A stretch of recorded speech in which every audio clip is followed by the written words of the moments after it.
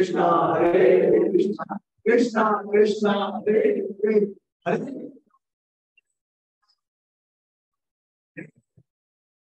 Hare Krishna. Thank you all so much for coming from different parts, regions of Pune, especially for this program. And I'm very happy and glad to see all of you. So thank you for your time. Today we'll be discussing on the topic of, is spirituality practical? So how many students are already practicing some spirituality? How many of you? Okay, majority of them, right? And how many are not following? You will also get prasad. Don't worry. So you can honestly answer whoever is not following. Anyone not following anything, or they have some eagerness to start something. They are inquisitive to know about spiritual life. All of you are interested? Okay. So today we'll be discussing mainly about is spirituality practical? And then there are subtopics. So how Bhakti Yoga is science, right? So because I have been practicing Bhakti Yoga since a long time, almost 15 years. It's not very long, but compared to you all, it is a long time. So 15 years. So how Bhakti Yoga is actually a scientific process. Okay, that we'll discuss. And then we'll also discuss, do we really need to stop enjoying in this world if we practice spirituality? Most of you must be concerned about these things, right? And who wants to give up enjoyment? No one, right? Everyone wants to continue their enjoyment. But there are certain things that we may have to give up in the process. So what is that which we need to give up, and what is that we can continue to enjoy? And what is the real meaning of enjoyment? That we are going to discuss. And the last is, can we be ambitious while practicing spirituality? So many people, they have got this doubt that once someone becomes spiritual, then he will renounce everything. Sadhu ho jayega, right? सब छोड़ छाड़ के मंदिर में चले जाएगा, सब जितना भी आनंद आ रहा है इस दुनिया में सब त्याग देगा, साधु बन जाएगा, राइट? कितने लोगों को यहाँ पे मुंडन कराना है? नहीं, किसी को भी नहीं कराना है, राइट? और कितने लोगों को सैफरन ड्रेस पहनना है? अच्छा, क्या बात है, अच्छी बात है. अगर आप वो स्टेज पे है तो आपके लिए ये नहीं है क्लास. बट ये बहुत सारे ऐसे क्वेश्चंस और डाउट्स है लोगों के माइंड में, स्पेशली स्टूडेंट्स के माइंड में, कि स्पिरिचुअल लाइफ करने से हमको क्या क्या सेक्रीफाइस करना पड़ेगा, right? So today will be covering all these points. Okay, now what is the meaning of science? So I have taken 3 dictionary meanings of science, and more or less they are all the same. So the first meaning is, according to the Merriam-Webster. So you are able to see this.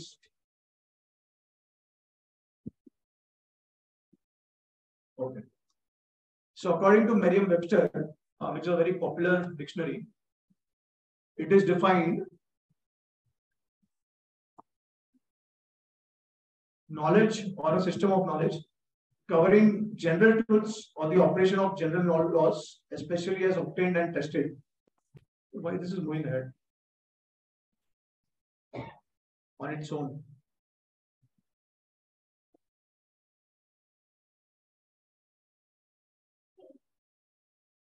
अपने आप आगे जा रहा है slide. Okay.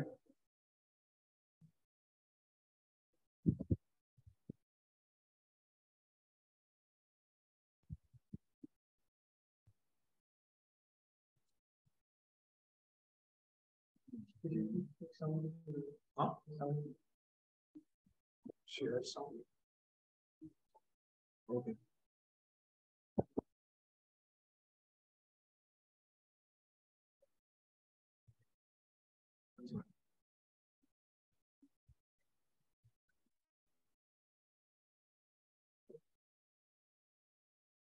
अच्छा, slide show.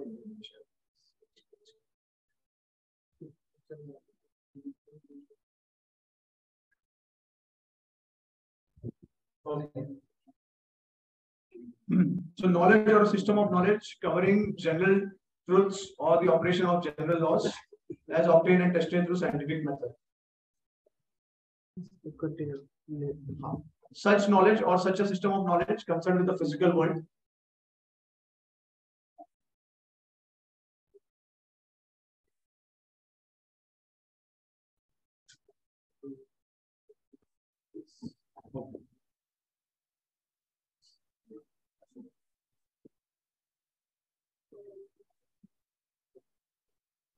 So knowledge or such a system of knowledge concerned with the physical world and its phenomena.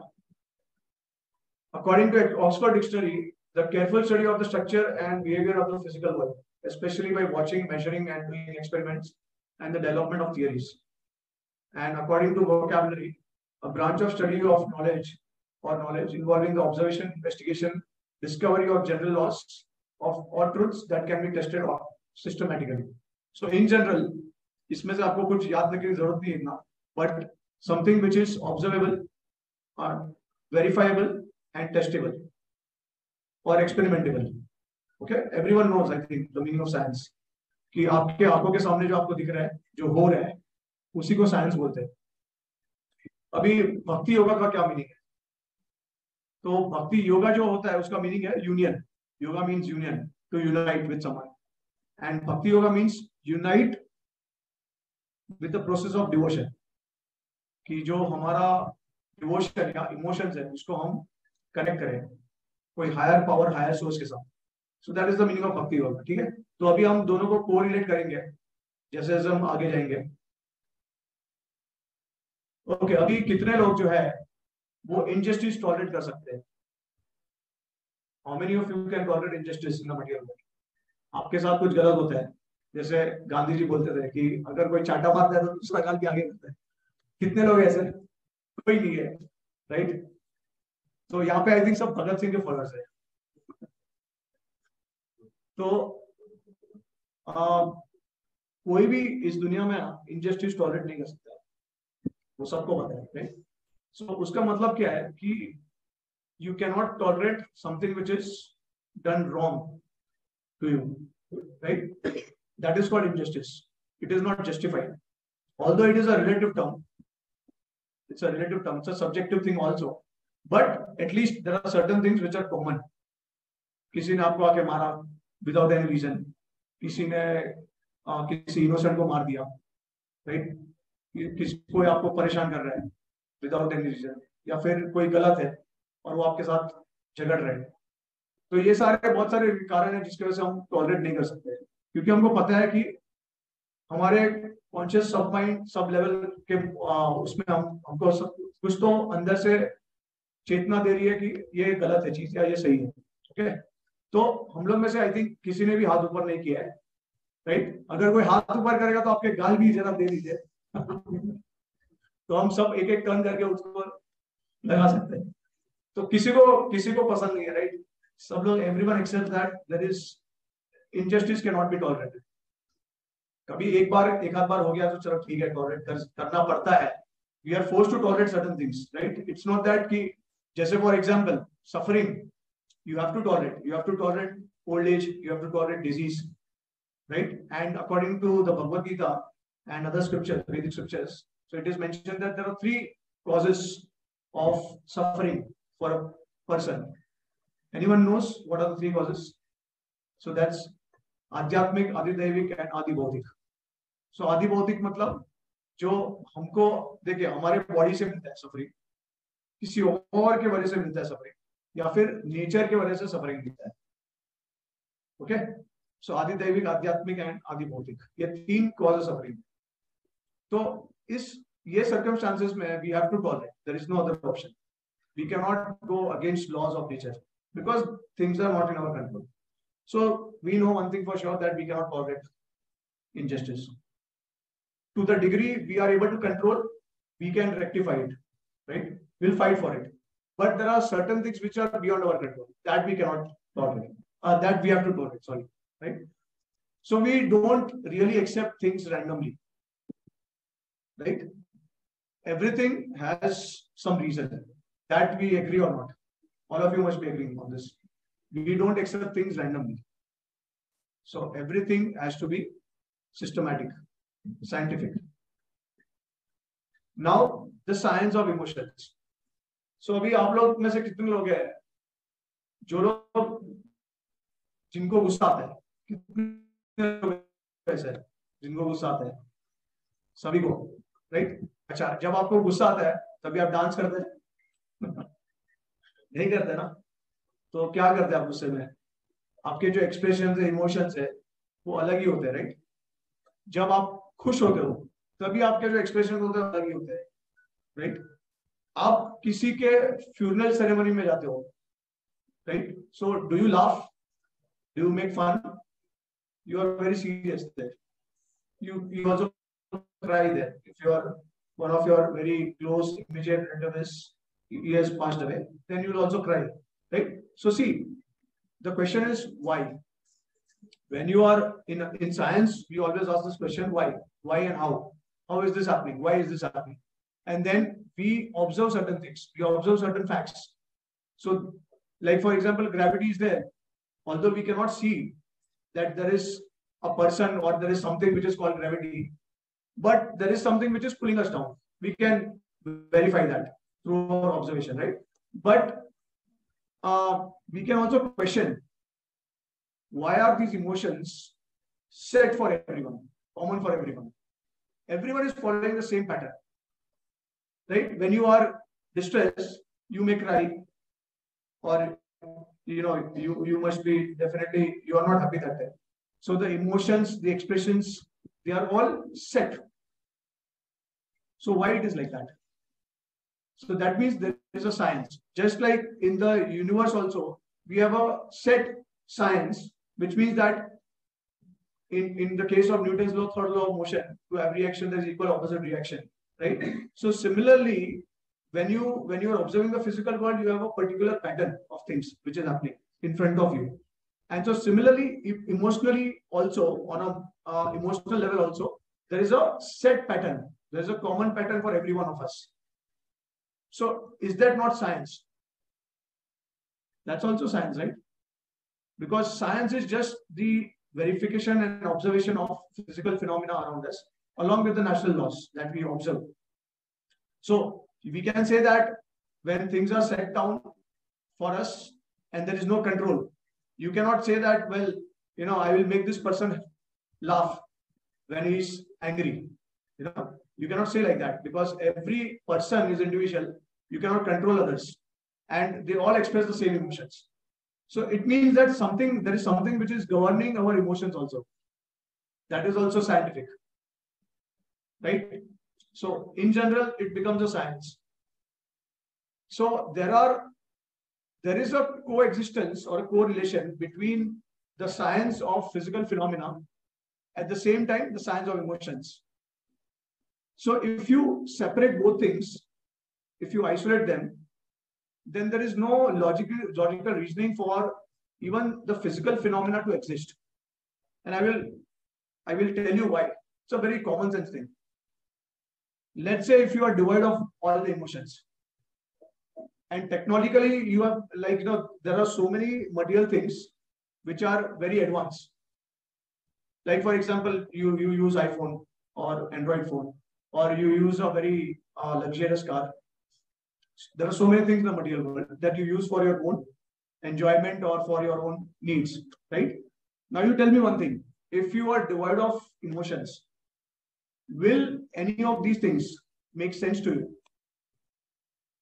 Just think for a moment. If you remove your anger, if you remove your lust, if you remove your happiness, your all the emotions that you have, all you display, you remove everything from your identity, then will material things make sense to you? So we know that whenever we get something nice, something wonderful, we want to share with others. Immediately we'll WhatsApp or Facebook में जाके, Instagram में जाके सबको share करेंगे, right? And then we are always hankering and waiting, कितने लोग comment करेंगे, कितने लोग like करेंगे. And most of the emotions, they are kind of dependent on the comments and likes that we get on Facebook and Instagram, correct? So our life is governed by these emotions. And although no matter how much materially, technologically we make advancement, but unless and until you really focus on your emotions, you will not be able to have a peaceful life.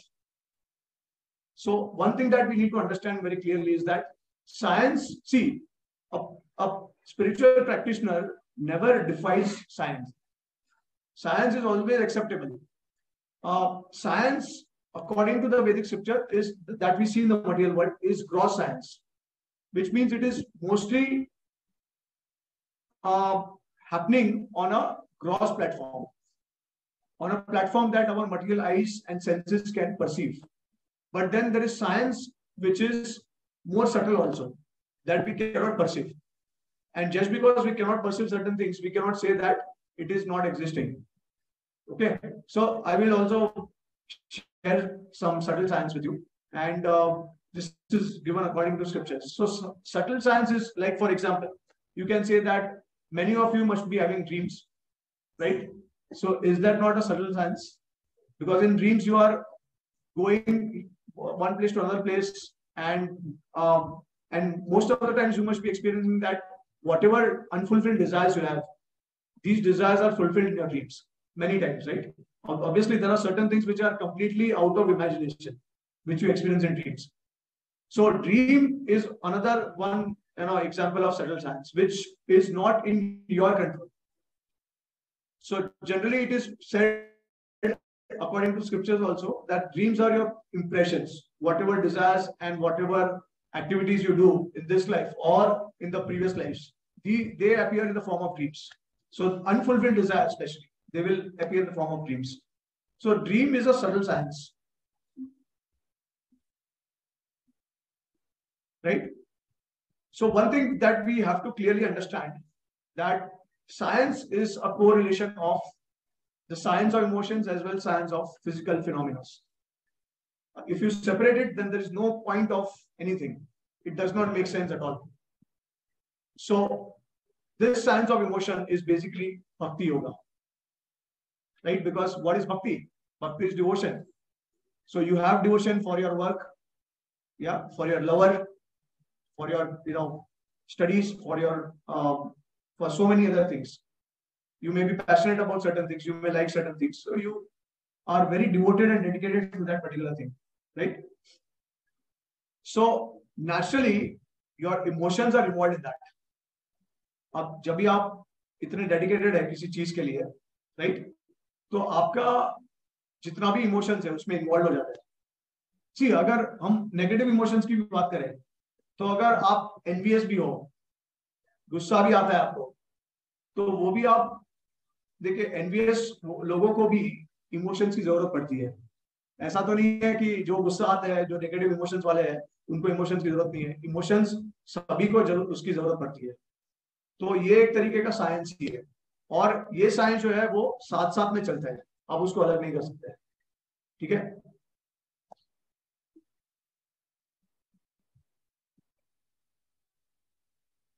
So that's how भक्ति yoga automatically becomes a science. And obviously अब मैं आपको बताऊंगा कि किस तरीके से वो साइंटिफिक भी है. जैसे हमने साइंस को डिफाइन किया है कि ऑब्जर्वेबल है, टेस्टेबल है, एक्सपेरिमेंटेबल है, और फिर आपको वो तो it's a personal experience, right. But ये सब चीज हम कर सकते हैं through the science of devotion. Now another question is the most important question, who defines science. आपको जो मैंने डेफिनेशन जो रीड किया है वो किसने डिफाइन किया है, किसी को पता है क्या आपको? जैसे मैरियम वेबस्टर है, उसने डिफाइन किया है. हाँ, उसके बाद ऑक्सफोर्ड है, और वोकैबुलरी है, और डिक्शनरी.com है. तो ऐसे बहुत सारे डिक्शनरीज है जो डिफाइन करते हैं साइंस क्या है. लेकिन ये तो जस्ट कंपनी के नाम है. उसके अंदर there are persons, right, who are defining science. So who are these persons who are defining? So basically, it's not necessary that science is defined objectively. It is subjectively also defined. Okay, I think slideshow है.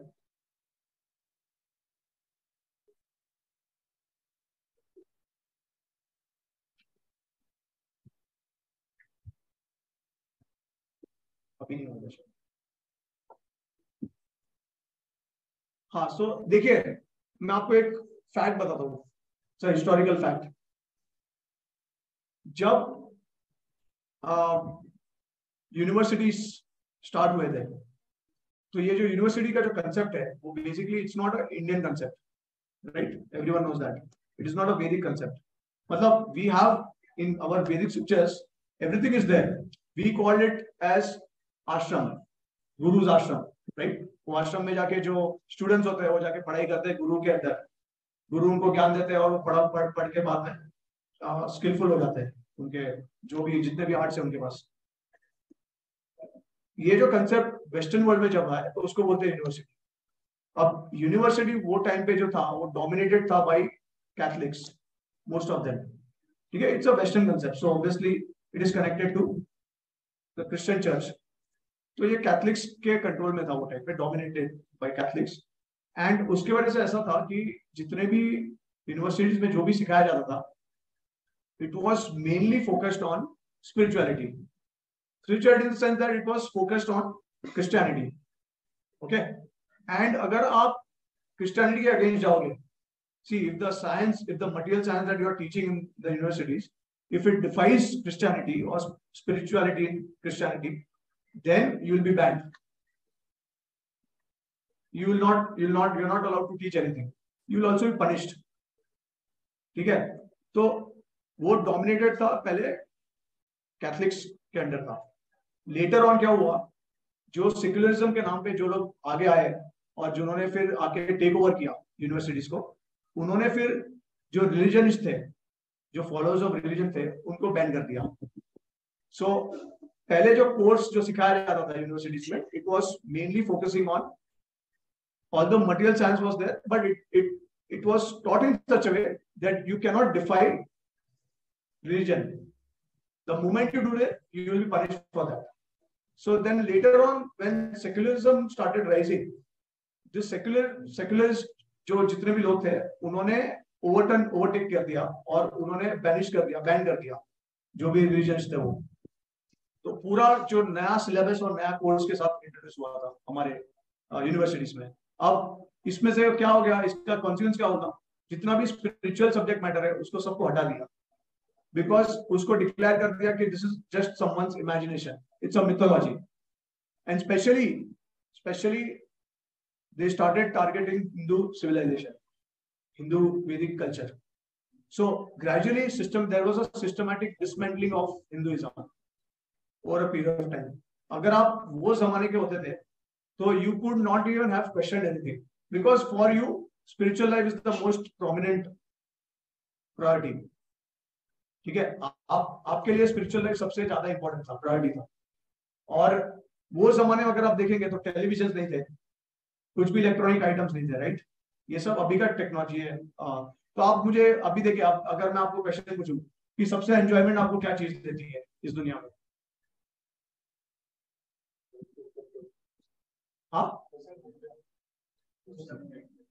Social media. Okay, social media भी actually अभी recently बहुत ज्यादा फैला है। अगर आप देखेंगे कि अगर 90s में देखेंगे तो इतना सोशल मीडिया तब आया नहीं था, ठीक है? और क्या आप बोल सकते हैं, आपको सबसे ज्यादा एंजॉयमेंट क्या देता है? Movies, entertainment, right? फिर cricket, again kind of entertainment, क्या स्पोर्ट्स बोल सकते हैं उसको। फिर और क्या? हाँ, family and friends, very good answer. अगर आप देखेंगे तो इटरनली अगर देखेंगे उसको, फैमिली एंड फ्रेंड्स के साथ जो एंजॉयमेंट हम पाते हैं वो कोई समय टाइम से रिस्ट्रिक्टेड नहीं है, right? Because family and friends they are always eternally there. अगर जनरेशन हम लोग ऊपर जाते हैं तो हम लोग एग्जिस्ट करते हैं, राइट? तो family and friends are the true real source of happiness, right? But अभी ये जो आपने बोला है कि भाई सोशल मीडिया है, एंटरटेनमेंट है, ये सब तो अभी हुआ है स्टार्ट। पहले के अगर आप देखेंगे 200-300 साल 400 साल पहले, तभी क्या था? अभी तो कुछ नहीं था, तो लोग खुश कैसे होते थे? अभी तो आप, अगर मैं आपको बोलूंगा कि कुछ नहीं है तो आप बोलेंगे अरे क्या बोर जगह पे लेके आया है, एकदम पक गए हम लोग इधर, राइट? कुछ सोर्स ऑफ एंजॉयमेंट ही नहीं है। अगर आपको मैं अकेला छोड़ दूं रूम में लॉक करके सालों साल तक। ठीक है, अभी आप मैं आपको एक ऑप्शन देता हूँ। अगर मैं आपको बोल दूं कि आप सुसाइड कर लो, या फिर मैं आपको सालों साल तक लॉक करके अकेला रख दूं रूम में, तो आप क्या चूज करोगे? सुसाइड चूज करोगे ना? सब लोग ने यही आंसर दिया। आपको पता है कि ये जो आइसोलेशन होता है प्रिजन हाउस में, वो सबसे बड़ा हाईएस्ट फॉर्म ऑफ पनिशमेंट है वेस्टर्न कंट्रीज में। क्योंकि उनको पता है कि अगर हम किसी को आइसोलेट कर दे तो आज भी मेंटली, फिजिकली, इमोशनली हर तरीके से वो बर्बाद हो जाएगा। लेकिन अगर सुसाइड कर ले तो उसको इमीडिएटली थोड़े समय के लिए पेन होगा, लेकिन रिलीफ मिल जाएगा वहां पे। ठीक है, तो कोई भी आदमी है ना, वो कभी भी अकेला नहीं रह सकता लाइफ में, और उसको हमेशा इंटरेक्शन चाहिए, रेसिप्रोकेशन चाहिए। तो दैट्स अ नेचुरल सिस्टम। ठीक है, अगर हम मान लेते हैं कि भाई हम डार्विन थ्योरी फॉलो करते हैं और बोलते हैं कि रेंडमनेस से आया है या फिर केमिकल से आया है, तो ये सब क्यों है फिर? अगर केमिकल से आया है तो रेंडमनेस होना चाहिए। किसी को अगर आइसोलेट भी करते हैं तो उसको बहुत मजा आना चाहिए, किसी को मजा नहीं आएगा, फिर किसी का इमोशंस अलग होगा, किसी और का एकदम एक्सट्रीम एंड में होगा। ये सब रेंडम होना चाहिए। बट हम देख सकते हैं कि ये सब सीक्वेंस में, नेचुरल पैटर्न में क्यों है, ये सब सबके लिए कॉमन है, राइट? सो इससे हम लोग क्लियरली समझ सकते हैं कि because of the dismantling of Hindutva और वैदिक culture from so many years, like 300-400 years। अब आपको तो पता है कि मुगल एम्पायर जो है उन्होंने हमेशा हमारे मंदिरों को डिस्ट्रॉय करने की कोशिश की, right? Then British came, and what did British do? They targeted the culture of India, the spirituality of India. See, they did not come to steal the money of India, but they knew that if the spirituality, the Vedic culture is destroyed, then automatically people will start following the Western countries. They will imitate, and this is what exactly is happening now, right? So जो spiritual science, जो subtle science जो हम लोग scriptures में देखते हैं, ये सब धीरे धीरे करके उन्होंने खत्म कर दिया, निकाल दिया। तो अभी पहले से अगर हम ब्रेन वॉश्ड है कि यही मॉडर्न मटेरियल साइंस ऐसे ही है, तो नेचुरली किसी के भी माइंड में ये क्वेश्चन आएगा कि इज स्पिरिचुअलिटी साइंस और नॉट? क्योंकि आपका ट्रेनिंग, आपका जो जनरेशन है उसी तरीके से सिस्टम फॉलो कर रहा है।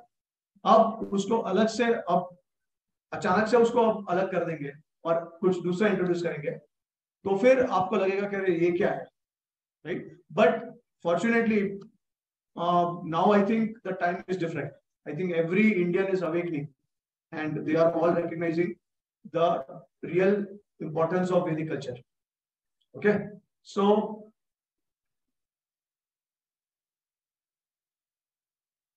this is something that we need to understand thoroughly कि science is defined subjectively. So ये जितने भी आप definitions जो देख रहे हैं ना, वो common है, it is accepted by everyone. Spiritualists also will accept it, but we have to know one thing, that it is defined from, it is coming from a previous background, all these definitions. So most of these definitions, they are developed by people who may be against Vedic culture also in our Western countries, because आप देखेंगे तो ज्यादातर ये जो definitions है वो सब Western countries आ रहे हैं। तो अगर उनका कोई पॉलिटिकल या सोशल मोटिव है, then they will definitely try to destroy our culture. So accordingly they will also define science. So science पहले के टाइम में इस तरह से डिफाइन नहीं था। पहले साइंस मतलब स्पिरिचुअली भी अगर हम किसी को बोलोगे कि ये साइंटिफिक है, they will accept it because they could perceive it. When you start practicing spiritual life, then there are certain assumptions that you make, which you also do in science. After those assumptions, you test, you experiment those assumptions, and then you see the results. So if the results are according to the assumptions or the laws that you define, and if you are seeing the results, then you can testify it कि ये work कर रहा है, ये मेरे सामने, मेरे experience में ये वर्क कर रहा है. So it also becomes science, because science का definition ही है something which is observable, testable, experimentable, right, and verifiable. So see, according to scriptures, there is subtle science, and this subtle science is actually अभी अब देखिए कलयुग में इसका जो use है वो बहुत लिमिटेड है. क्योंकि लोगों को क्वालिफाइड भी होना चाहिए। ऐसा नहीं कि सब लोग इम्प्लीमेंट कर सकते हैं और सब लोग प्रैक्टिस कर सकते हैं इस सटल साइंस को। अगर आप में वो क्वालिफिकेशन नहीं है, जैसे फॉर एग्जाम्पल सिंपल एग्जांपल है, अगर आप कौन से आपने क्या किया है स्टूडेंट में, कौन सा कंप्यूटर इंजीनियरिंग। सो अगर मैं उनको बोलूं कि मुझे आप साइकोलॉजी के बारे में बताइए, तो ये नहीं बता पाएंगे, राइट। सो अगर आप कोई चीज में क्वालिफाइड हो तो उसी के बारे में आप कर सकते हो। तो सिमिलरली ये सटल साइंस जो है उसका भी एक क्वालिफिकेशन चाहिए। अगर वो क्वालिफिकेशन अक्वायर करते हैं तो हम ये साइंस भी कर सकते हैं। तो what are these subtle sciences, which is anima, mahima, garima, लघिमा, प्राप्ति, प्रकाम्य, ईशित्व एंड वसित्व। तो अनिमा जो है reducing one's physical self to the size of an atom. अभी देखिए ये सब पहले के युग में होता था। आप देखेंगे कि रामायण में, महाभारत में ये सब मिस्टिक सिद्धि जो है वो यूज करके अपने आप को ये सब कर सकते थे, बट अभी के युग में पॉसिबल नहीं है। सो अनिमा जो है वो reducing one's physical self to size of atom. Mahima जो है growing one's physical self to incredibly large size. गरिमा जो है making one's physical self so heavy as immovable by others. इतना वजन कर लो कि कोई आपको हिला ना पाए। फिर लघिमा जो है becoming almost weightless, या फूक मारो तो उड़ जाए। तो contrary qualities आप डेवलप कर सकते हो। फिर प्राप्ति जो है being able to travel wherever one wants। उसके बाद प्राकम्य जो है being able to obtain whatever one wants। ईशित्व जो है possessing lordship, और वसित्व जो है being able to control the mind of others। तो देखिए अभी क्वेश्चन ये है कि अगर ये एग्जिस्ट नहीं करता है अभी, तो हम क्यों इसके बारे में डिस्कस कर रहे हैं। तो ये गलत है, ये एग्जिस्ट करता है अभी भी। अगर आप हिमालयस के उधर जाओगे, बहुत सारे योगीज को मिलोगे, तो आप एक्चुअली आंखों से देख सकते हो ये सब चीजें। और अगर आपने हिज होलीनेस राधानाथ स्वामी महाराज जो है उनका अगर आपने जर्नी होम पढ़ा है, तो मैं आप सबको रेकमेंड करूंगा। जर्नी होम में जो राधानाथ स्वामी महाराज है वो 19 ईयर्स के एज में अमेरिकन है, अमेरिकन स्वामी है। वो समय पे अमेरिकन जब वो थे 19 ईयर्स के, तो वो हिचहाइक करके यूएस से इंडिया तक आए थे। हिचहाइक का मतलब है कि आप पैदल ट्रैवल करो या फिर कोई भी आपको साधन मिलता है रास्ते पे उसके साथ आप ट्रैवल करो। तो उस तरीके से यूएस से वो यूरोप, यूरोप से टर्की, टर्की से पाकिस्तान, पाकिस्तान से इंडिया हिचहाइक करके आए थे। और जब इंडिया आए थे तो वो नॉर्थ में जब थे, हिमालयस में, ऋषिकेश, हरिद्वार में, तो उन्होंने बहुत ऐसे योगीज को देखा था जो लोग ये सब सिद्धियां जो है वो कर सकते थे प्रैक्टिस। अभी भी आज के तारीख में भी है, लेकिन आपको जाना पड़ेगा, आपको मेहनत करना पड़ेगा, आपको देखने मिलेगा। आप ब्लाइंडली नहीं बोल सकते कि ये सब एग्जिस्ट नहीं करता है। जब तक आपने एक्सपीरियंस नहीं किया है खुद से, जब तक आपने देखा नहीं है, तब तक आप बोल नहीं सकते हो कि ये एग्जिस्ट नहीं करता है। तो कभी अगर आपको बहुत इंक्विजिटिवनेस है ये सब जानने के लिए या देखने के लिए, तो आप जा सकते हो और आप एक्सपेरिमेंट कर सकते हो। या फिर आप जो जर्नी होम जो बुक है वो आप पढ़ सकते हो। वो हिंदी, इंग्लिश, मराठी सब लैंग्वेजेस में ट्रांसलेट किया है, और उसमें आपको समझ में आएगा कि किस तरीके से ये सारा, जैसे फॉर एग्जाम्पल प्रयाग जो है, राइट, वहां पे एक योगी जो है वो उसका एक एंड यहाँ पे है, दूसरा एंड वहां पे है। तो एक योगी है वो इधर जाते हैं, यहाँ से वो डाइव करते हैं और सीधा वो दूसरे कोने से निकल जाते हैं। फिर कोई कोई योगी ऐसे है जो चलते हैं पानी पे। मतलब ये सब ऑब्जर्वेबल फैक्ट्स है, ऐसा नहीं है कि हम किधर से मार्स और जुपिटर से मैं आपको बता रहा हूँ सब, ये लाइव आपको दिख सकता है, बट उसके लिए आपको मेहनत करना पड़ेगा। ठीक है, तो जर्नी होम आप पढ़ सकते हो, उसमें सब डिटेल में है। तो ये सारे सटल साइंस है जो हम लोग अक्वायर कर सकते हैं। स्पेशली कलयुग में बहुत कम दिखेंगे आप, बहुत रेयर, क्योंकि हार्डली कोई इसके लिए क्वालिफाइड है, राइट। बट पहले के युग में बहुत कॉमन था ये, राइट। अभी जैसे आपने महाभारत में देखा होगा कि किसी ने मंत्र चैंट किया और उसके पास ब्रह्मास्त्र हो गया, और वो ब्रह्मास्त्र मतलब न्यूक्लियर वेपन जैसा हो गया इस कलयुग में। और उसने फिर फायर किया ब्रह्मास्त्र, और कभी कभी फायर तो चलो आपने उसको रिलीज कर दिया, लेकिन फिर उसको वापस बुलाना वो भी एक अलग टेक्निक और आर्ट है। तो अर्जुन के पास वो आर्ट थी, लेकिन अश्वत्थामा के पास आर्ट नहीं था वो, इसके लिए वो वापस उसने छोड़ दिया ब्रह्मास्त्र, लेकिन वो वापस नहीं ले पाया। तो ऐसे बहुत सारे अनगिनत स्पिरिचुअल सटल साइंसेस है। सटल क्यों? क्योंकि ये देखिए आपका जो शरीर है वो ग्रॉस बॉडी है, आप जो देख रहे हो, तो ग्रॉस सेंसेस आपको परसीव कर सकते हैं, लेकिन आपके ग्रॉस बॉडी के अंदर एक दूसरा बॉडी भी है, सूक्ष्म शरीर, सटल बॉडी। तो आपका जो ग्रॉस बॉडी है वो earth water fire and either से बना है, और आपका जो सूक्ष्म शरीर जो है वो माइंड, इंटेलिजेंस और ईगो से बना है। तो जो सटल साइंस जो लोग करते हैं वो लोग they are very closely connected to subtle body, mind, intelligence, ego से वो लोग काम चीजें करते हैं। तो इसके लिए वो एक्सपीरियंस कर सकते हो।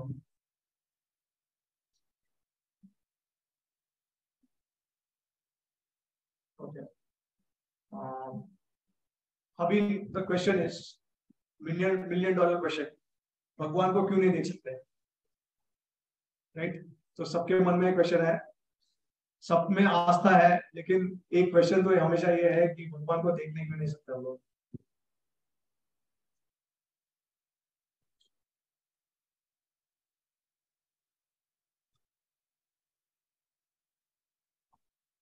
ओके, सो पहली बात तो है कि यार भगवान का चॉइस है, उनको कलयुग में अपियर नहीं होना है तो नहीं होंगे, सिंपल चीज है। मतलब देखिए ये स्क्रिप्चरली आंसर। एक सेकेंड, आगे क्यों जा रहा है?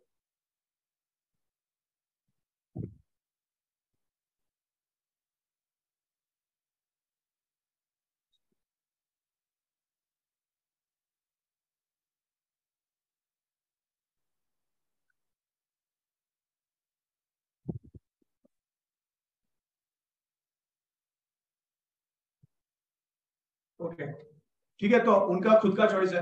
राइट? आप ऐसा नहीं बोल सकते ना मुकेश अंबानी को कि अगर तू एग्जिस्ट करता है तो तेरे को मेरे साथ सामने आना पड़ेगा। अभी तो चलो ठीक है, टीवी टेलीविजन है, बहुत सारे मीडियम्स है जिससे हम देख सकते हैं लोगों को लाइव, और हमको पता है कि वो लोग एग्जिस्ट करते हैं, भले हम उनको कभी मिले नहीं है। लेकिन देखिए भगवान को अगर मिलना है तो इतना इजी थोड़ी है। आपको अगर किसी के साथ टाइम स्पेंड करना है, कोई बड़े आदमी के साथ, तो आपको उसके लिए मेहनत करना है, उसके बाद आपको वो शायद टाइम देंगे। तो भगवान तो अज्यूम कीजिए कि भगवान है। मैं ऐसा नहीं बोल रहा हूँ कि भाई मान भगवान है ही है, अज्यूम कर लीजिए, अगर कोई नास्तिक भी है तो अज्यूम कर लीजिए थोड़े समय के लिए कि भगवान एग्जिस्ट करते हैं। तो भगवान अगर एग्जिस्ट करते हैं और हम लोग अज्यूम करते हैं कि भगवान का मतलब क्या होता है, who is the controller of everything, right? तो एब्सोल्यूट कंट्रोलर मतलब ही कंट्रोल्स एवरीथिंग। तो अब जब यूनिवर्सेस उनके हाथ में है, राइट, तो कितने बड़े आदमी है वो, तो उनको अगर आपको मिलना है तो ऐसे थोड़ी मिल सकते हैं, अपॉइंटमेंट तो लेना पड़ेगा ना।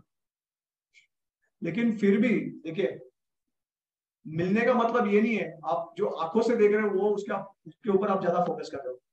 अब पहले के युग में अगर इफ यू सी द्वापर युग, Treta Yuga and Satyuga, the lord had appeared, but he was not appearing in his real form to the demons. जैसे दुर्योधन के सामने आए थे भगवान, तो उनके रियल स्वरूप में नहीं आए थे, दुर्योधन को भगवान का रिफ्लेक्शन दिख रहा था, वो अपने ओरिजिनल फॉर्म में भगवान को नहीं देख पा रहे थे दुर्योधन। फिर जैसे बहुत सारे असुर है, कंस है, शिशुपाल है, दंतवक्र है, रावण है, कुंभकर्ण है, तो they were not able to see the lord. So see, even if you are able to see the lord, you will not become a devotee of the lord. That is the point. जैसे भगवान कृष्ण जो थे वो खुद दूध बन के गए थे, और उन्होंने सबको बहुत कन्विंस करने की कोशिश की कि आप महाभारत हमको नहीं करना चाहिए, ये मतलब वॉर नहीं करना चाहिए, राइट? बट उसमें से जो दुर्योधन थे, शकुनी थे, दुशासन थे, उन्होंने भगवान को देखा भी, उनकी बातें भी सुनी, लेकिन क्या परिवर्तन आया? नहीं आया। तो भगवान अगर आपके सामने आ भी जाएंगे तो क्या गारंटी है कि आपके पास परिवर्तन आ जाएगा, आप सरेंडर हो जाओगे उनको, उनके डिवोटी बन जाओगे? देयर इज नो गारंटी, क्योंकि हम में सब में स्वतंत्र है, फ्री विल है। जब तक हम खुद से कुछ नहीं करेंगे ना, तब तक भगवान भी आपके लिए कुछ नहीं करेंगे।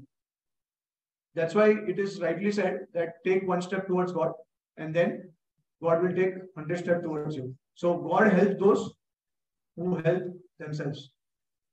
तो विदाउट एफर्ट कुछ भी नहीं होता है इस दुनिया में। आप जो श्वास भी लेते हो ना, वो फ्री में नहीं आती है, उसको वापस देना पड़ता है, right? You have to breathe in and breathe out. It's a process, it's a natural process. So anything in the material world does not come for free. You have to pay the price for it. So मेहनत करने से आपको भगवान प्राप्त होंगे। So process is भक्ति योगा. अब the natural question is that भगवान कैसे दिख सकते हैं? तो भगवान ने, आप क्वेश्चन कर सकते हो कि भगवान आप क्यों नहीं दिखते हो और आपको कैसे दिख सकते हैं. तो what is the answer for this? Answer is only by devotional service to the lord we can be visible. तो जब आप भक्ति करोगे, भक्ति योगा करोगे, तभी आपको भगवान दिखेंगे. तो ये एक साइंस है. अभी आपने असम्पशन दे दिया कि भगवान कैसे दिख सकते हैं भक्ति योगा से. अब ये असम्पशन है, चलो भक्ति योगा से भगवान दिखते हैं. अब प्रोसेस क्या है भक्ति योगा का? तो वो प्रोसेस जब फॉलो करेंगे तब हम भगवान को देख पाएंगे. सो सी, अगर कोई ये बोलता है कि भाई आप मुझे भगवान दिखा दीजिए, ये बहुत इलॉजिकल है. It is not at all rational. Why? Because अगर आपको किसी ने आके कल बोला कि मुझे ग्रेविटी दिखा दीजिए, कोई दिखा सकता है? नहीं दिखा सकता है, राइट? बट ग्रेविटी एग्जिस्ट करता है, वो हमको एक्सपीरियंस है उसका. सो जब हम भगवान के बारे में कुछ बोलना चाहते हैं या ग्रेविटी के बारे में अगर हम ले लीजिए, चलो ग्रेविटी के बारे में डिस्कस करना चाहते हैं, सो पहली बात तो ये है कि जो सामने वाला जो क्लेम कर रहा है कि ग्रेविटी मुझे दिखा दीजिए, उसका मतलब है कि वो ग्रेविटी उसने ठीक से समझी नहीं है क्या है. उसको पहले समझाना जरूरी है कि gravity it's a gravitational force, it's a attraction. Okay, and because of certain elements, certain atoms, the attraction is happening. अब वो अगर मुझे ये बोला कि धरती छेद के बता दीजिए कि किधर है ये अट्रैक्शन, कहाँ पे है, एलिमेंट्स और वो सब, तो वो गलत क्वेश्चन है. कोई नहीं कर सकता ऐसा, कोई नहीं दिखा सकता आपको, राइट?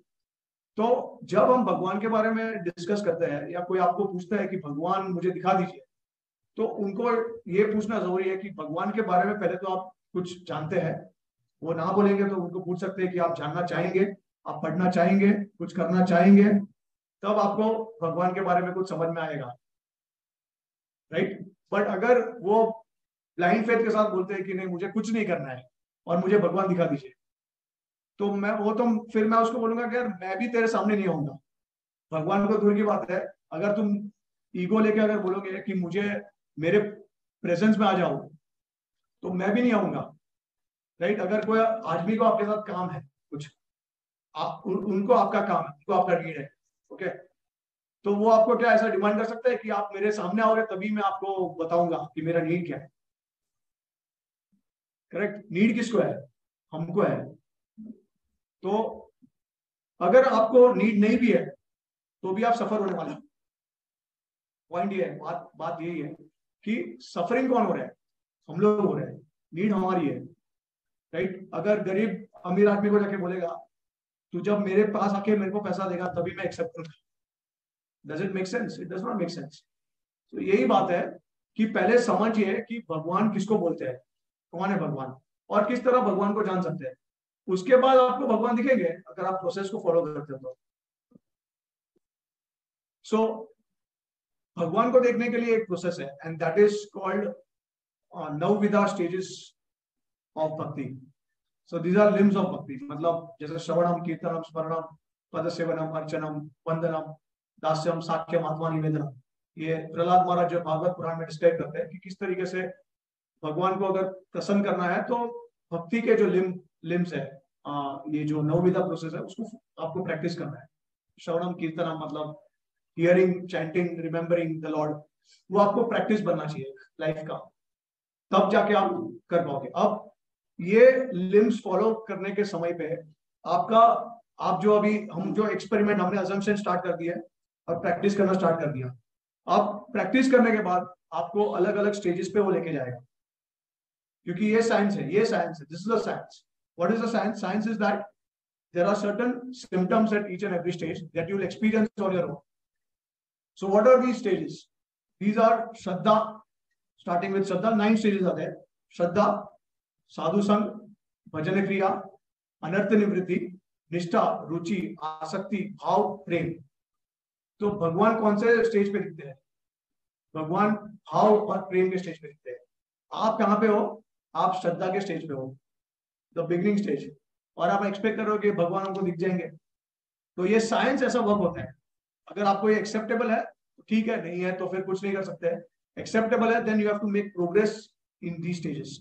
सो लाइक जैसे मैंने अपने बुक में एग्जांपल दिया कि किसी भी बड़े आदमी को मिलना है तो आपको पहले तो एक फेथ है कि मैं मिलूंगा, मेरा डिटर्मिनेशन है कि मैं मिलूंगा उस आदमी को। उसके बाद आप क्या करोगे, आप जानने की कोशिश करोगे कि इस आदमी को मैं कैसे मिल सकता हूँ, राइट। उसके बाद उसका मतलब ये है कि आप ऐसे संगति में आओगे ऐसे लोगों के जो आपको वो आदमी तक पहुंचा सकते हैं, राइट। तो देखिए ये स्टेजेस बहुत साइंटिफिक है, बहुत प्रैक्टिकल है। मतलब पहले आपको फेथ है, श्रद्धा, उसके आप साधु संग, मतलब जो आप आदमी आपको पहुंचा सकते हो उसके जो लोग पहुंचा सकते हो वो आदमी तक, उसका आप संगति करोगे, उसका मतलब साधु संग हो गया। जो लोग आपको भगवान, जो लोग जानते हैं एडवांस है स्टेजेस में, वो लोग आपको बता सकते हैं कि इस स्टेजेस में एक से दूसरे स्टेज पे कैसे जाना है, तो साधु संग हो गया। फिर बाद में जिस स्टेजेस के बाद में अब आपको, अगर आपको प्रूव करना है कि अगर आपको मिलना है इस बड़े आदमी को, तो आपको प्रूव करना है अपने आप को, तो आप क्या करोगे, इंप्लीमेंट करना स्टार्ट करोगे। कि जैसे फॉर एग्जांपल बिल गेट्स, ठीक है।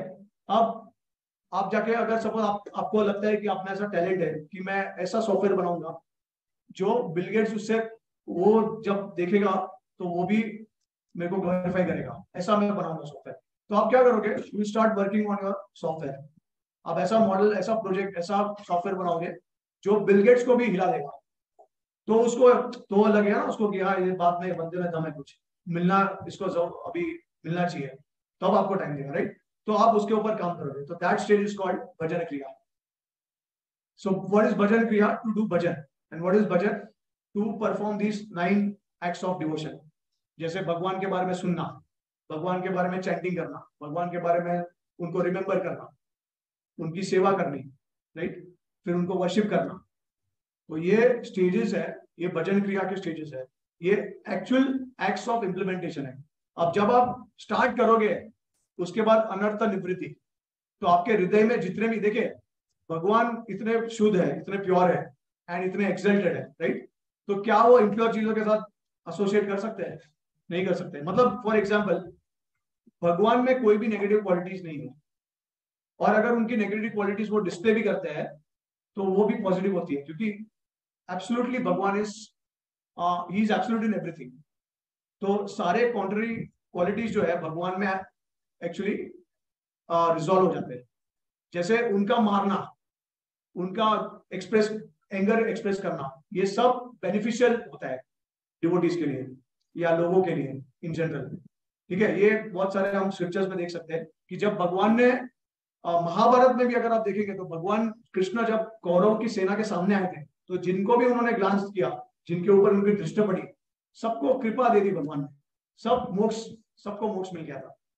अब हालांकि सबको मृत्यु मिली, लेकिन मृत्यु के बाद उनको मोक्ष मिला, क्योंकि जितने भी कर्म उन्होंने अधर्म किए थे वो तो उनका नाश तो करना ही है।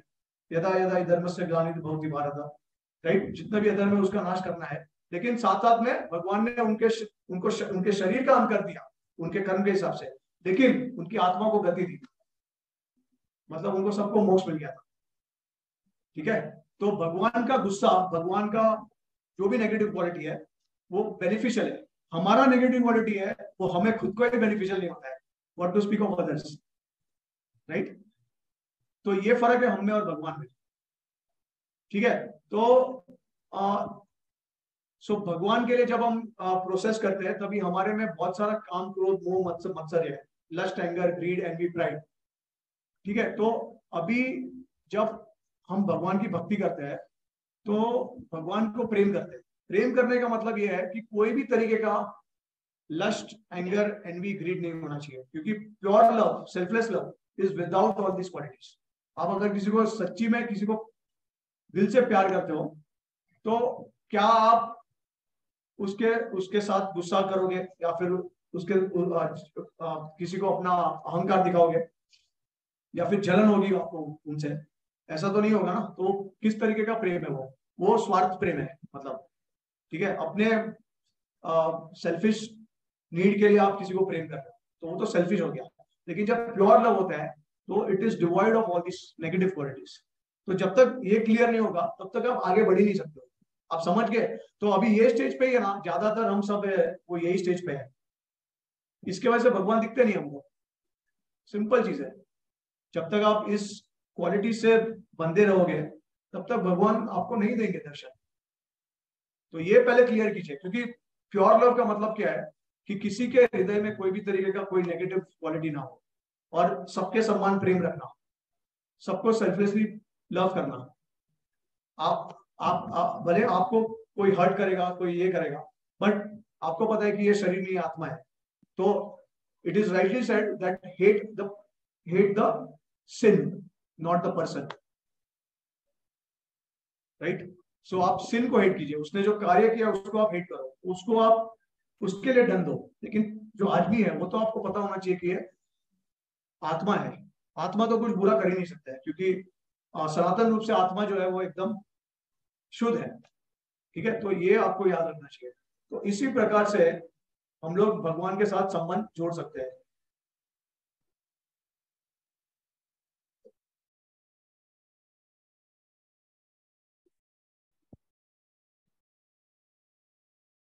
डिस्कनेक्ट हो गया शायद।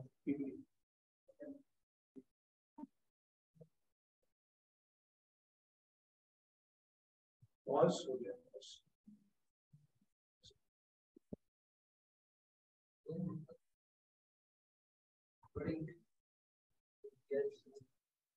एक से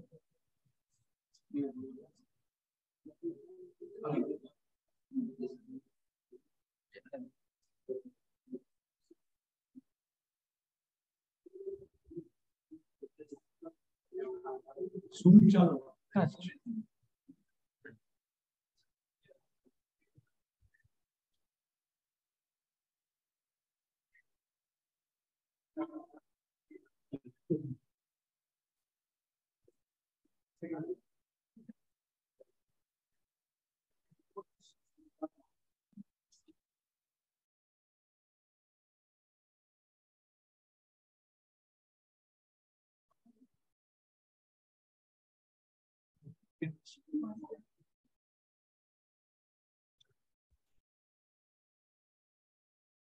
चलो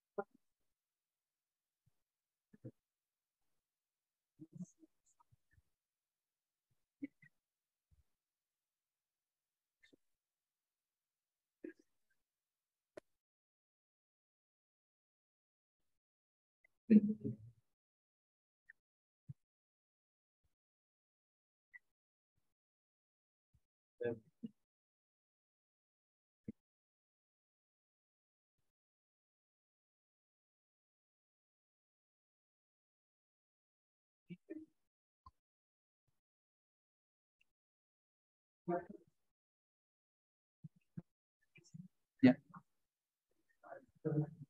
Finish it.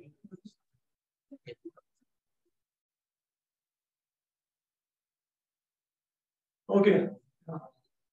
सो ये स्टेजेस आप प्रैक्टिस कर सकते हो। आप मतलब जब भजन क्रिया करते हो तो आपको ग्रेजुअली आगे आगे जाने मिलेगा।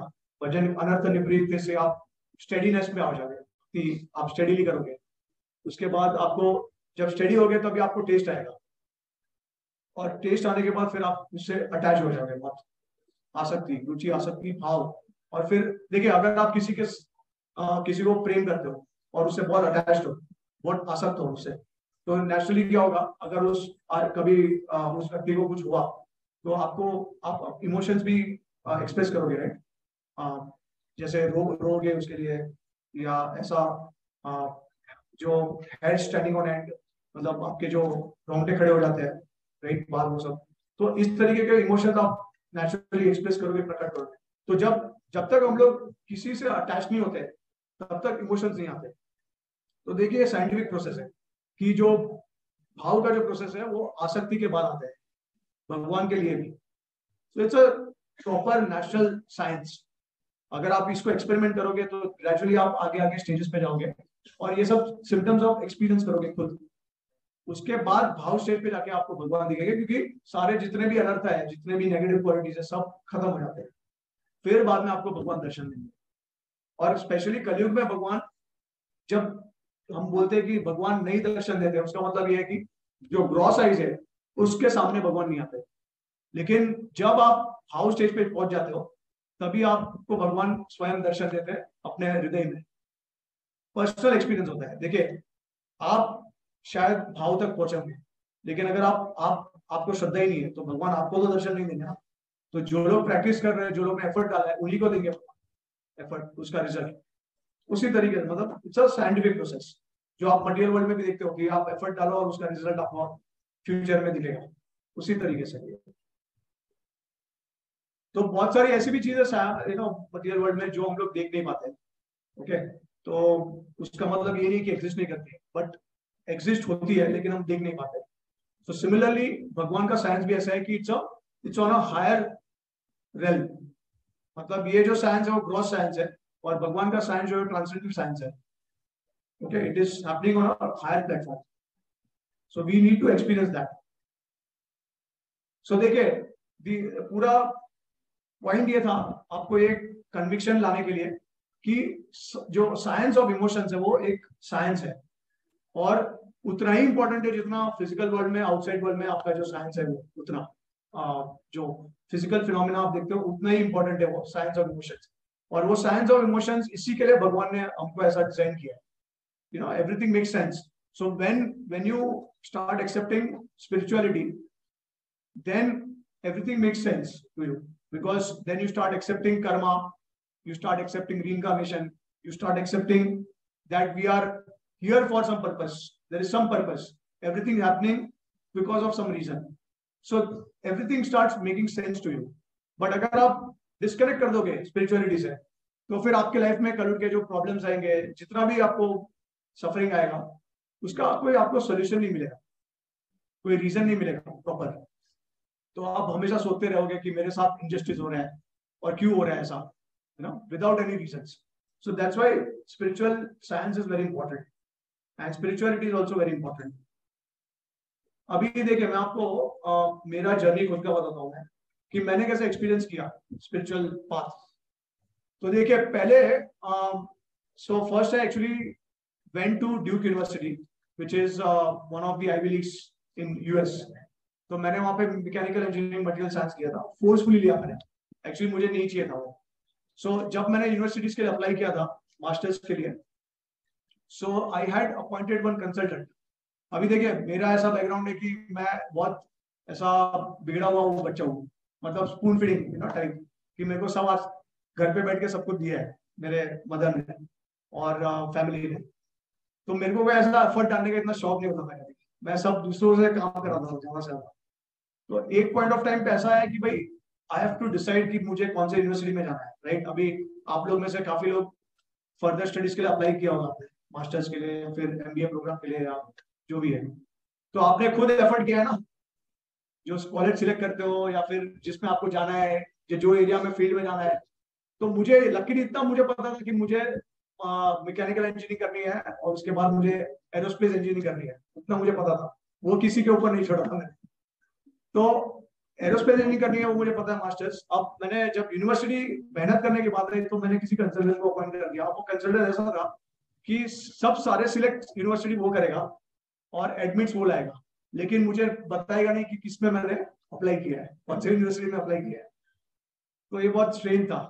तो मेरे रिलेटिव्स ने मेरे को काफी, स्पेशली मेरे भाई ने मुझे बहुत इसके लिए, उसने मेरे को डांटा भी था कि भाई तुझे खुद करना चाहिए, तेरा लाइफ है, कोई और कैसे डिसाइड कर सकता है कौन सी यूनिवर्सिटी में। तो मैंने छोड़ दिया था, तो उन्होंने मेरे लिए डिसाइड कर दिया, और मैंने उसमें से 10 यूनिवर्सिटी में अप्लाई किया था उन्होंने, और मुझे 3 में से उसने एडमिट दे दिए थे। और ड्यूक यूनिवर्सिटी उसमें से एक आईवी लीग यूनिवर्सिटी था जिसमें उसने मेरे को एडमिट दिया था, साथ में उसने मेरे को एक अच्छा ऑफर भी दिया था कि ये मुझे मिलने वाला था नेक्स्ट ईयर में, नेक्स्ट सेमेस्टर में। तो मैंने एक्सेप्ट कर लिया, क्योंकि फीस भी कम था बाकी यूनिवर्सिटी से। तो मैं मटेरियल साइंस था, लेकिन मुझे एक्सेप्ट करना था क्योंकि अभी कोई ऑप्शन नहीं था मेरे पास, तो मैं चले गया वहां पे। तो मैंने स्टार्टिंग में बहुत एडवांस कोर्सेज ले लिए अंदर ड्यूक में जाके। तो ड्यूक में मैंने एडवांस कोर्सेज दिए, तो फिर मुझे समझ में आने लगा कि भाई ये मेरा बात मेरा मेरे कंट्रोल में नहीं है, ये मेरे वश का नहीं है, ये तो बहुत बड़ा है। तो मैं बड़ा बड़ा तीर मार रहा था, लेकिन मुझे बाण पकड़ने नहीं आ रहा था। ठीक है, तो ऐसा ऐसा सब हवा में उड़ रहा था मैं। तो जब 1 महीना हुआ, अभी देखिए उधर जाने के बाद एंजॉयमेंट होता है, वो तो अलग ही बात है, मजा आता है। तो स्टूडेंट कम्युनिटी में गए, एंजॉय किया स्टार्टिंग में बहुत, 2-3 हफ्ता। जब स्टडीज चालू हो गया तो मेरी बराबर से फट गई।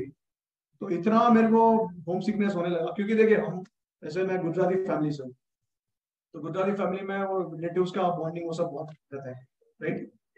तो काफी ऐसा, और मैं कभी भी मेरे घर से आज तक मैंने बाहर कदम नहीं रखा है।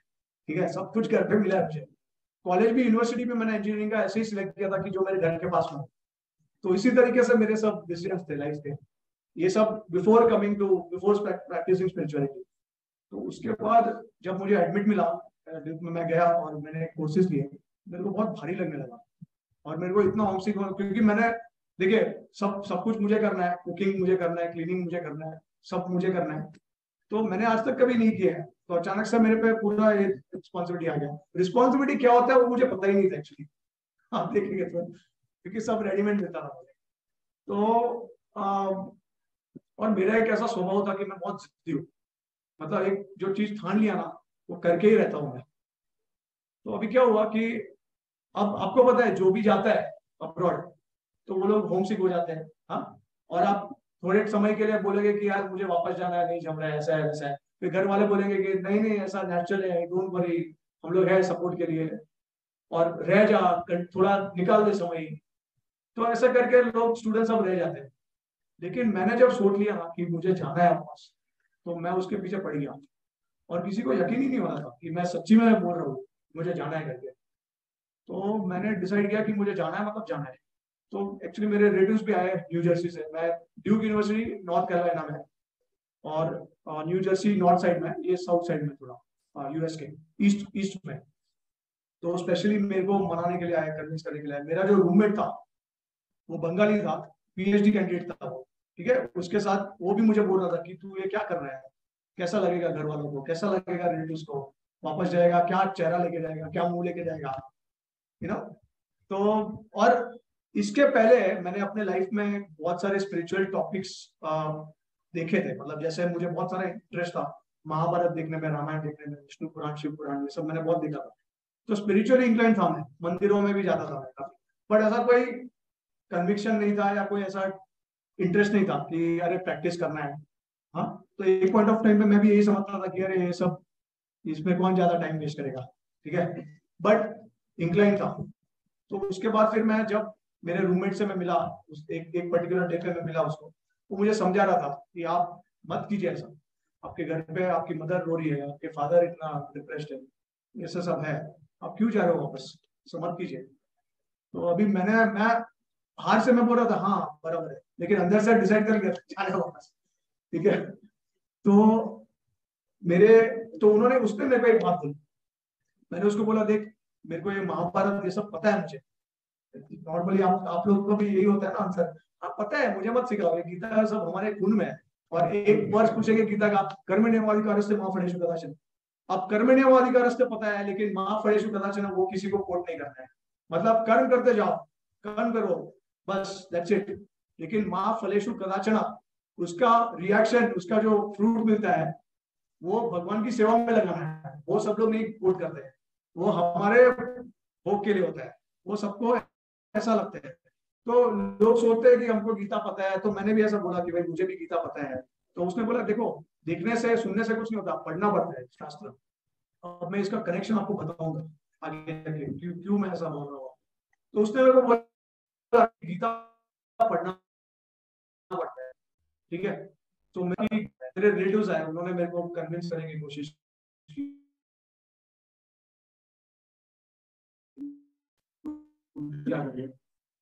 मैं माना ही नहीं, मैंने माना ही नहीं, मैंने अंदर से। तो फिर जब मैंने विड्रॉल ले लिया मैंने यूनिवर्सिटी से, तब सबको एकदम खटक गया पूरा। तब सबको लगा कि अभी ये वापस आना है, क्योंकि उसके पहले बहुत होप था, क्योंकि सब लोग ऐसा करते हैं, तो जाना है, नहीं जम रहा है, खाना पीना रहना सहना जो भी है नहीं जम रहा है। तो मैंने डिसाइड कर लिया कि मुझे जाना है वापस। अब विड्रॉ जब किया तब सबको समझ में आ गया कि अब ये इसमें सच्ची में विड्रॉल ले लिया। फिर बाद में अब देखिए विड्रॉल लेने के बाद मैं जब मेरे कजिन के घर पे रहा, उसके बाद मैं वापस इंडिया आया, तब मुझे लाइफ का रियलिटी देखने लगा, क्योंकि सब मेरे को इग्नोर करने लगे, क्योंकि मैं भाग के आ गया, कुछ छोड़ के आ गया, राइट। सो मेरे लिए ये बहुत बड़ा सबसे पहला एक्सपीरियंस था मेरे लिए, कि मैं ऐसे लाइफ में वो मैं छोड़ के वापस आ गया, गिव अप कर दिया मैंने। तो ये देखिए एक सिमिलर है थोड़ा, अर्जुन भी ऐसे ही डिलेमा में था, उसको भी अपने रिलेटिव्स को मारना नहीं था, वो सेंटर हो गया था, इमोशनल हो गया था, और वो उसने रख दिए शस्त्र सब। तो कृष्ण ने भगवत गीता उसको बोला, राइट। अब देखिए क्या हुआ, जब मैं वापस गया तब मुझे बहुत लोगों ने इग्नोर किया, बुरा भला बोला, तो मुझे बहुत से ऑब्वियसली किसी को भी हर्ट होगा ना। Self respect, ultimately self respect है आदमी का, अगर उसके पास सेल्फ रिस्पेक्ट नहीं है तो कुछ वर्थ नहीं है लाइफ का। तो बाद में मेरे को खटकने लगा बहुत। देखिए वैसे पहले भी लाइफ में सफरिंग वो सब लोग झेलते हैं, लेकिन इतना कोई सीरियसली नहीं सोचता है लाइफ के बारे में। लेकिन ऐसा कोई मेजर इंसिडेंट होता है तब लोगों को, आदमी को स्ट्राइक होता है कि अभी कुछ तो सोचना चाहिए। तो जब उस वक्त मैंने मेरे फ्रेंड की बात को मैंने याद किया कि उसने बोला था मेरे को गीता मुझे पढ़ना चाहिए खुद से, तो मैंने सोचा चलो अभी इतना सुना है कि गीता इतना लोगों का प्रॉब्लम सॉल्व करते हैं, लाइफ में इतना सोल्यूशन देता है अपने को, और सेटिस्फेक्शन, हैप्पीनेस, पीस पीस देता है, तो देखते हैं क्या है गीता में। तो मैंने पढ़ना स्टार्ट किया गीता, क्योंकि उसने मुझे रेकमेंड किया था। तो मैंने पढ़ा, धीरे धीरे करके मैं गीता पढ़ने लगा, और काफी मुझे कन्विंसिंग लगने लगी बातें जो भी गीता में बोली थी। फिर मुझे इतना इंटरेस्ट आ गया उसमें कि मैंने डिसाइड कर लिया कि अब मैं इसको अपने लाइफ में कमिट करूंगा। जो भी भगवान के बारे में, जो भी उनको अटेन करने के लिए जो प्रोसेस है, वो मैं फॉलो करना स्टार्ट कर दूंगा। तब मैंने ये डिसीजन लिया, और आज तक मैं वो फॉलो कर रहा हूँ। अब उसमें बहुत इंप्रूवमेंट भी आया है, क्वांटिटी के हिसाब से, क्वालिटी के हिसाब से। लेकिन अब देखिए ये साइंस कैसे, मैं आपको बताता हूँ किस तरीके से भगवान रेसिप्रोकेट करते हैं हमारे डिजायर्स के हिसाब से। पहले मेरे को इंटरेस्ट नहीं था, बाद में इंटरेस्ट आया, तो बाद में उस फ्रेंड के थ्रू भगवान ने गीता का मुझे इंस्पिरेशन दिया पढ़ने का।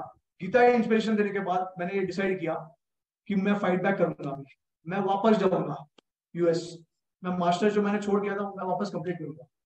तो मैंने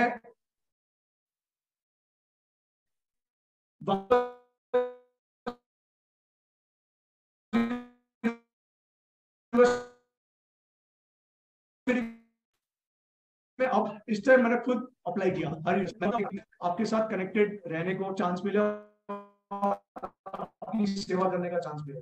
तो मेरे को कुछ 4-5 यूनिवर्सिटी में एडमिट आ गया था, उसमें से 3 में से मेरे को कंफ्यूजन था, university of Florida, Arizona state university, और यूनिवर्सिटी ऑफ सदर्न कैलिफोर्निया। अब Arizona, specially Arizona state university, क्योंकि ये एरिजोना एएसयू जो है वो बहुत अच्छा यूनिवर्सिटी है, one of the best universities in US.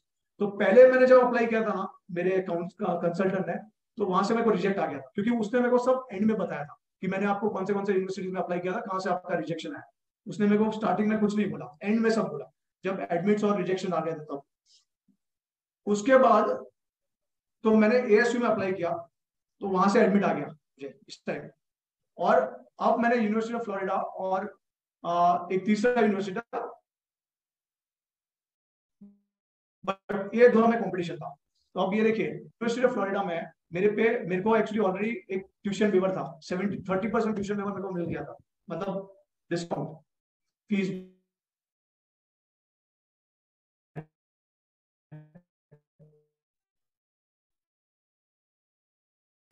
और वहां पे मैंने देखा था कि बहुत देखिए मेरा डिसीजन कैसे इजी हो गया यूनिवर्सिटी ऑफ फ्लोरिडा जाने का, क्योंकि मुझे पता कि ये कैंपस में जो हरे कृष्ण डिवोटीज है इस्कॉन के, वो लास्ट 1973 से अब तक वहां पे कैंपस में every day they are distributing almost 1000 plates of prasad till date on campus. बड़ी बड़ी क्यू लगती है स्टूडेंट्स की, वेस्टर्न स्टूडेंट स्पेशली। तो उनका जहाँ पे आपका मुझे सेवा भी मिले, आपके डिवोटीज का एसोसिएशन भी मिले मुझे, तो उसी तरीके का सर्कमस्टेंसेस अरेंज हो रहा था। तो बाद में मेरे लिए बहुत इजी हो गया था कि यही यूनिवर्सिटी है। अब मैं उधर जब मैं वहां पे गया तो मतलब इतनी आसान हो गई चीज मेरे लिए, इतनी आसान हो गई। फर्स्ट सेमिस्टर मेरे लिए इतना आसान हो गया, क्यों पता है? क्योंकि मेरे जो टीचिंग असिस्टेंट थे, ठीक है, वो डिवोटी निकले इसको,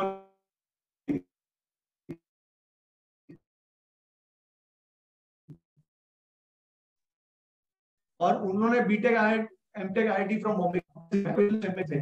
उनका जब उन्होंने मास्टर्स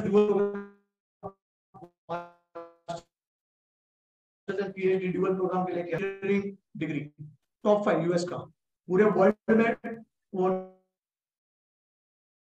उसका नंबर आता है। जब यूनिवर्सिटी ऑफ फ्लोरिडा में, उसके 1-2 महीने पहले ही वो, क्योंकि उनके जो प्रोफेसर थे जब वो पीएचडी कर रहे थे, वो उनका ट्रांसफर हो गया यूनिवर्सिटी ऑफ फ्लोरिडा में, और वो डिपार्टमेंट के चेयर बन गए। अब वो डिपार्टमेंट के चेयर बने, लेकिन वो मैकेनिकल एरोस्पेस इंजीनियरिंग के बन गए। और जो ये मेरे जो फ्रेंड थे वो भी एरोस्पेस इंजीनियरिंग में ही थे, तो मेरे टीए बन गए फर्स्ट सेमेस्टर के लिए। तो मेरे लिए बहुत आसान हो गया स्टडीज वो सब, क्योंकि वो काफी हेल्प मिला उनका मेरे को।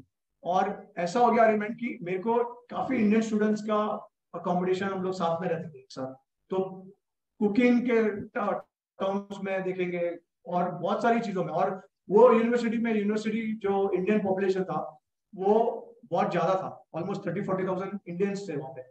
तो मेरे लिए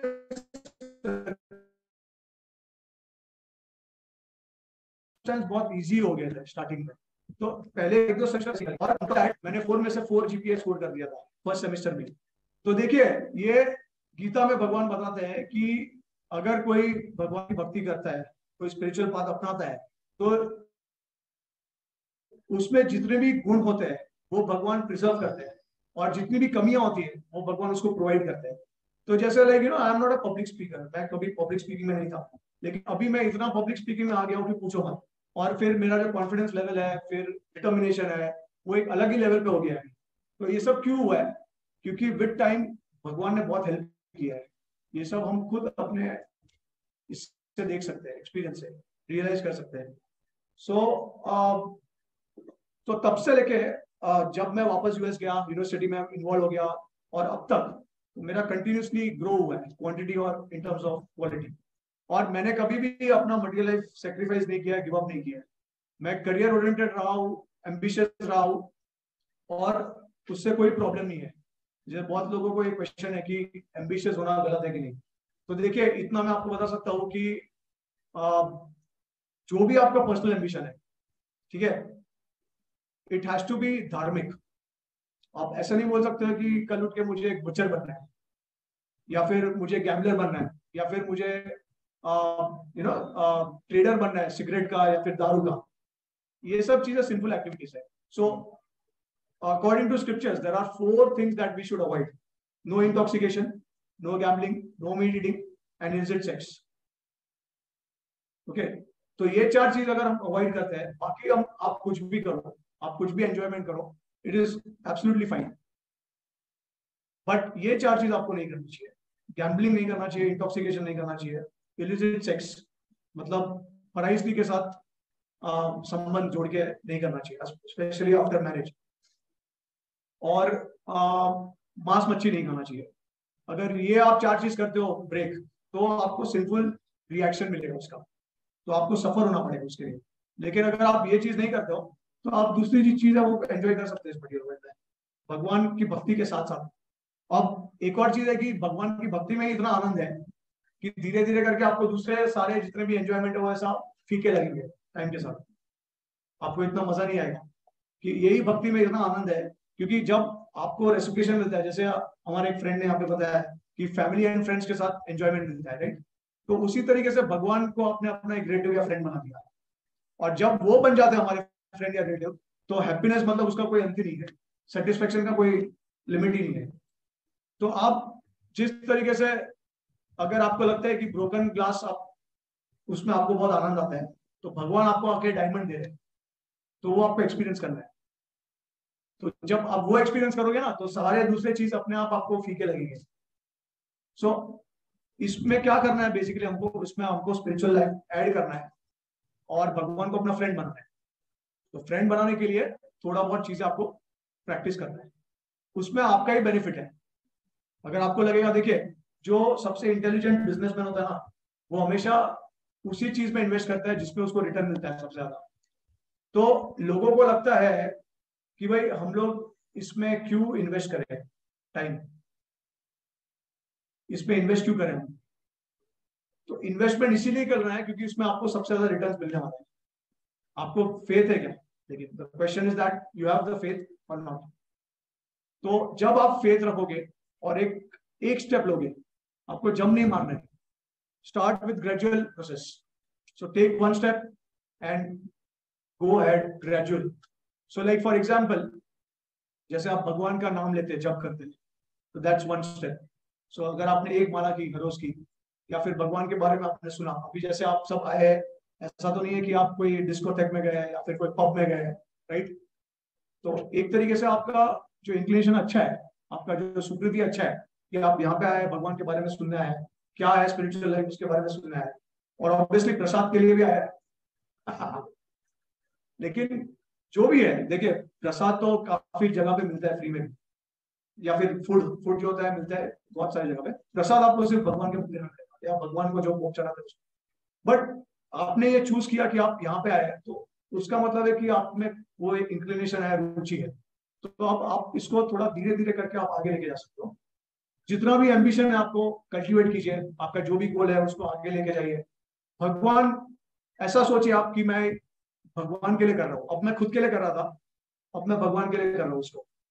तो जब हम किसी को बहुत प्रेम करते हैं और उसके लिए करते हैं, तब हम ज्यादा पैशन के साथ करते हैं वो चीज, ज्यादा डिटर्मिनेशन के साथ करते हैं हम लोग। ठीक है, तो भगवान, क्योंकि देखिए हमको अगर लाइफ में कुछ करना है किसी के लिए, तो हमको ये सारे क्वालिटीज की जरूरत है, डिटर्मिनेशन, टैलेंट, आर्ट, स्किल। फिर देखिए कोई कोई चीज हमारे कंट्रोल के बियॉन्ड है, लेकिन जब भगवान से कनेक्ट होते हैं, क्योंकि वो एब्सोल्यूट कंट्रोल है, तो हमारे चीजों को आसान कर देते हैं। तो आपको जो स्ट्रगल होती है मटेरियल वर्ल्ड में चीजें अटेन करने में, वो सारी चीजें, बहुत सारी चीजें आसान हो जाती है। तो उसमें आपको रिटर्न्स आप खुद ही एक्सपीरियंस करना, सबसे ज्यादा रिटर्न्स किसमें मिलता है, भगवान को जोड़ के या भगवान को अलग करके। आप अभी देखिए गीता में भी भगवान बोलते हैं कि स्टार्टिंग में जो एंजॉय हम लोग करते हैं ना विदाउट स्पिरिचुअलिटी, वो क्या है, वो पॉइजन की तरह है, उसका रिजल्ट जो है अल्टीमेटली पॉइजन है।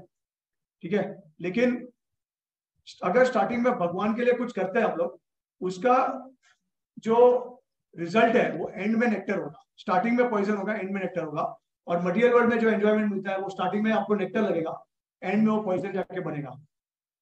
तो इसके लिए थोड़ा थोड़ा आप कर दीजिए, स्टार्ट प्रैक्टिसिंग स्पिरिचुअल लाइफ, उसमें हम सभी का ही फायदा है। तो ये मैं अपने पर्सनल एक्सपीरियंस से बता रहा हूँ। और ऐसे अनगिनत एग्जांपल्स है, जो लोग बहुत क्वालिफाइड है, जो लोग बहुत अमीर है। अब आप देखिए अमीर लोग भी अगर आप देखेंगे ना, example of all these millionaires, जैसे अभी, अच्छा इसके बारे में अभी तो आपने सुना होगा, Nita Ambani, Nita Mukesh Ambani culture centre, right, पूरे पूरे वर्ल्ड में फैल गया है। उसी मुकेश अंबानी ने बहुत प्रोमिनेंट साधु को इन्वाइट किया था, दो लोगों को इन्वाइट किया था उन्होंने। एक में, उसमें से एक थे राधानाथ स्वामी महाराज, और उसमें से आपके चई थे, या फिर बहुत पॉपुलर शिला गौर गोपाल दास, सबने सुना है ना गौर गोपाल दास। तो आपने उनका वीडियो भी देखा होगा। आपको पता है एक चीज, ये लोग इतने अमीर है, इतने अमीर है, वो लोग कंट्रीज को खरीद सकते हैं एक तरीके से, उनका जो पूरा पॉलिटिकल सिस्टम है वो खरीद सकते हैं। ये लोग किससे सुनते हैं? गौर गोपाल दास से। एवरी वीक गौर गोपाल दास उनको वंस इन अ वीक उनको क्लास देते हैं। ये आपको नहीं पता है, ये सब अंदर की बात है। लेकिन आज जो जितने भी मटेरियलिस्टिक सक्सेसफुल लोग हैं, वो लोग स्पिरिचुअलिस्ट को ही बुलाते हैं। आपने देखा है कभी? कभी ऐसा नहीं हुआ है कि स्पिरिचुअल लोग जो है मटेरियल के पास गए कि आप मुझे ज्ञान दीजिए, कैसे खुश होना है, कैसे जीना है लाइफ। नहीं, हमेशा उल्टा है। तो उसका मतलब ये है कि स्पिरिचुअलिस्ट जो है वो ज्यादा अमीर है अमीर लोगों से, राइट। उल्टा नहीं है कभी। हम स्पिरिचुअलिस्ट जो है वो कभी मटेरियलिस्टिक लोगों के पास नहीं जाते हैं, क्योंकि मटेरियलिस्टिक लोग दुखी होते हैं। लोग अमीर, भले आप धन कमाइए, कितना भी कमाइए, लेकिन अगर आप भगवान के लिए नहीं करोगे और या फिर भगवान को अलग कर दोगे तो हमेशा आपको दुख आएगा, सफरिंग मिलेगा, और फिर अल्टीमेटली आप जाओगे उन्हीं के पास क्या, या फिर कोई इसके पास जाएंगे हम एस्ट्रोलॉजर के पास कि कौन सा राहु है, कौन सा केतु है जो मेरे जीवन को बर्बाद करके रख दिया है, कौन सा शनि है, कौन सा पोजीशन में है, राइट। फिर बाद में देखिए एस्ट्रोलॉजी भी क्या है, एक तरीके से वो भी, अगर आप स्पिरिचुअलिटी को रिजेक्ट करते हो तो एस्ट्रोलॉजी भी आपको रिजेक्ट करना है, क्योंकि वो astrology is a part of Vedic scriptures, it is not separate from that. But विवश होने के बाद हम कुछ भी एक्सेप्ट करने के लिए तैयार है जो हमको पसंद नहीं है या जो हम जिसमें विश्वास नहीं करते। कुछ तो सोल्यूशन चाहिए मुझे, दैट्स इट, भले कुछ भी हो लेकिन कुछ सोल्यूशन चाहिए, तब हम सब कुछ एक्सेप्ट करने के लिए रेडी हो। इसी के लिए मैं आपको बोल रहा हूँ कि आपका अभी जो टाइम है ना वो सबसे बेस्ट टाइम है, क्योंकि ये एज में जो आप सीख सकते हो, जो आप प्रोग्रेस कर सकते हो मटीरियली स्पिरिचुअली दोनों, उतना आप बुढ़ापे में नहीं कर पाओगे, तो आपको इंटरेस्ट ही नहीं बचेगा उतना करने के लिए। सो मेरा ये रिक्वेस्ट है सबसे कि बहुत सारे क्वालिटीज है भक्ति में आने के बाद, स्पिरिचुअल लाइफ प्रैक्टिस करने के बाद, अनगिनत क्वालिटीज, अनलिमिटेड बेनिफिट्स हमारे को अटेन होते हैं ये प्रैक्टिस करने के लिए। तो ये सब एक्सपीरियंस करने के लिए आप थोड़ा स्टार्ट कर सकते हो, और स्टार्ट कराने के लिए आपको बहुत सारे हमारे यहाँ पे डिवोटीज हैं जो आपको मदद कर सकते हैं इसके लिए। सो प्रैक्टिस स्टार्ट कीजिए और भगवान का जादू देखिए फिर क्या करते हो आपके लिए। आप एक स्टेप लेंगे, भगवान आपको 100 स्टेप्स डेफिनेटली देंगे, ठीक है। भगवान अनलिमिटेड है, आप सोच भी नहीं सकते हो आपको किस तरीके से एस्टिमेट कर सकते हैं। सो विश्वास थोड़ा रखिए और इसको आगे बढ़ाइए। So thank you so much for giving me the opportunity to serve you all. Hare Krishna. Hare Krishna. So it was very enlightening and very inspiring, sir. So let us thank Pratik Desai, sir, for his, and sir, I really inspired by 3-4 examples he given about his personal example, how he when he came back from his higher studies, and how people were ignoring, and then he took up the spirituality, and how he was successful into it. So I like this example. Also, sir, told about how the spiritual life, it is like is poison in the beginning. So, but it is nectar at the end. And actually poison है नहीं यार डरा नहीं रहा, लेकिन किसी किसी को लग सकता है पॉइजन जैसा, ऐसा। just like getting up in the It is like taking medicine. You don't like medicine, but then you are finally cured. ऐसा। Yeah, and also sir told about the very important point that how the spiritualists, they are very wealthy people, and that's why the wealthy people, they also seek a spiritual guidance from them how to become happy and how to become peaceful. So let us thank sir, although it was late and there was some disturbance in terms of some technical things, but it was really very inspiring and touching to the by that. So thank you, sir. So let us express our gratitude by loudly chanting 3 times.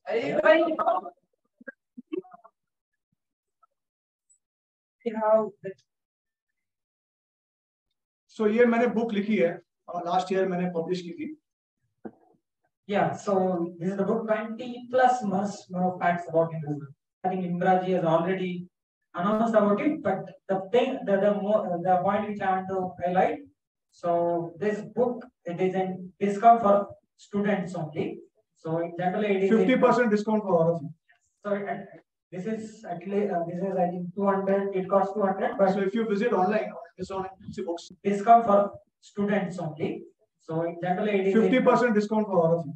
So this is actually I think 200. It costs 200. But so if you visit online, it's on books, then you'll see the price 200 rupees. But for you all, it is available for 100 rupees. Yes. So as already done, it is in 100 for undisabled. I mean for this camp.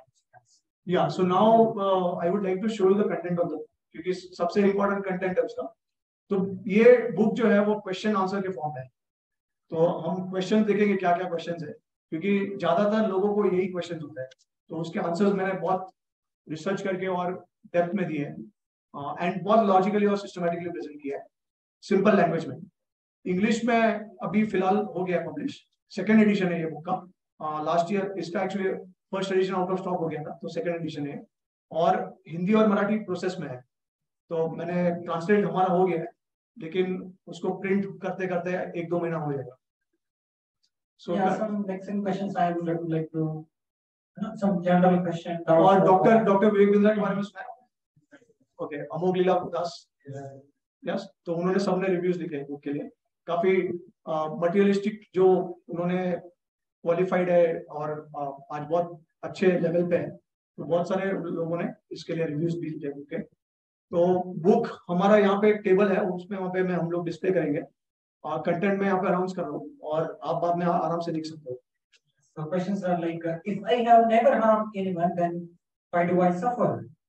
And some questions are like, it's God male or female? And since God is one, does not all spiritual paths ultimately leads towards the same God?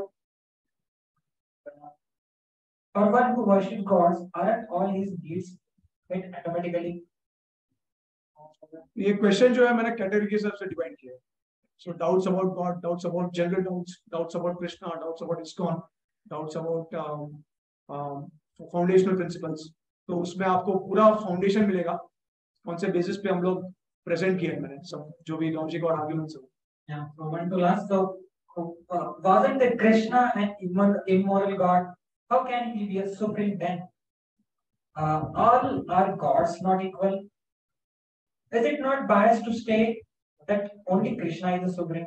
जैसे like we have Shiva, then we have Durga, so all these are different gods, so why only Krishna is supreme? तो वो मैंने present किया scriptures और scientifically research करके। So these are so who are interested, so they can buy this book and get benefited. And also these are the topics also, this will be covered in 4 class. So if anyone has doubt on it. Okay, so now we'll hand over to Bimraj if he has some questions. If anyone has any question, he can, as we are going late, while taking classes, you can have a Q&A. One question we can take, fine, if it is okay. Yeah. Any question? सब लोग भावा के स्तर पे कोई question है किसी को? Yes. Why God created the universe? Okay. So why God created the universe? So see, in the Bhagavad Gita it is mentioned, Umayvamsha Jiva Loke Jiva Bhuta Sanatana, that each and every living entity is my part and parcel eternally. So हम लोग आत्मा है, हम शरीर नहीं है, right? वो सबको पता है। तो आत्मा और परमात्मा जो है, it is like sun and the sun rays. So we are like the sun rays and the Lord is like the sun. The reason we are existing is because the Lord is full of everything. So he wants to also reciprocate with living entities. He wants to enjoy rasa. Okay, just like we want to enjoy. So why do you have family? Why do you become father? Because it's a natural thing, right? You want to enjoy with your dependents. So similarly, God is full in everything. He is Atmaram, but he is also Aptakam, which means that he has desire and he is also desireless. So as I said earlier, that these are contrary characteristics, qualities, but they resolve in the Lord. मतलब देखिए, भगवान में सब कुछ है और भगवान सब कुछ कर सकते हैं। कुछ चीज उनके लिए impossible है क्या? Nothing is impossible for the Supreme Lord. So if you say that the God is lacking something, then it means he is inferior, right? Suppose, just say for example, we have certain qualities, and if we say that like we have anger, we have lust, and if we say that the Lord does not have lust and anger, that means he becomes inferior to us in these qualities. But is that possible? He has to be complete in everything, full in everything. So that's why now the reason we have negative qualities is because the Supreme Lord has these qualities, but these are not negative. As I said, that these are ultimately beneficial for us. The Lord's anger, his envious spirit is all beneficial for us, but our anger is going to cause harm to us. So it is not at all beneficial. So in that sense, his qualities, they are reflected to us in a perverted way. Okay, so the Lord is desireless, but he has the right to be full of desires also, just like we are also full of desires. अगर आपको मैं बोल दूं कि चल तेरा सब Dzire खत्म कर दे, तो आप क्या रह पाओगे उसके बिना? नहीं ना. तो सिमिलरली अगर आप बोलोगे कि लॉर्ड को भी डिजायर, अगर वो डिजायरलेस, अगर उसमें डिजायर नहीं है तो वो इंफीरियर हो गया हमारे से. तो उनमें डिजायर भी है और नहीं भी है, which means that he is detached also. समझ गए? तो डिजायर है, और the lord desire that let me be many. In the Vedanta Sutra it is mentioned the lord desire to be many. Now, why he desired to be many? Because he wanted to extend rasa with the living entities, which means relationships. And that's why we have relationship in the material world also. Because we are all perverted reflection of the original truth. अभी आप question ये पूछ सकते हैं कि ये इस संसार में रिलेशंस क्यों है? कभी आपने पूछा ये? नहीं पूछा. अभी आप ये भी पूछिए कि ये रिलेशंस कहाँ से आए, क्यों आए, क्या पर्पस है इसका? तो ये सारा जो चीज है ना, वो एक पूरा इमेज है जो भगवान के स्पिरिचुअल वर्ल्ड में है, उसका परवर्टेड रिफ्लेक्शन इस मटेरियल वर्ल्ड में है. ओके, तो ये रिलेशंस है, उसके वजह से भगवान को क्रिएट करना है चीजें.